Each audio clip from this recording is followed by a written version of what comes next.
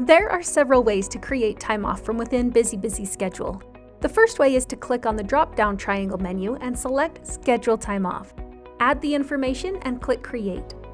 The second way to add time off is to double-click on the day you want the time off scheduled for.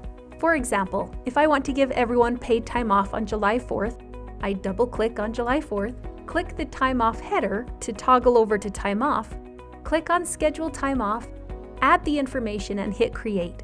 Now my schedule shows that all my employees have paid time off on July 4th. The third way to add time off works really well when adding multiple consecutive days of time off. For example, if I have an employee who's taking a 3-day vacation, I can click and hold the mouse on the first day, drag it over to the third day, release the mouse, and then click on Time Off and schedule time off.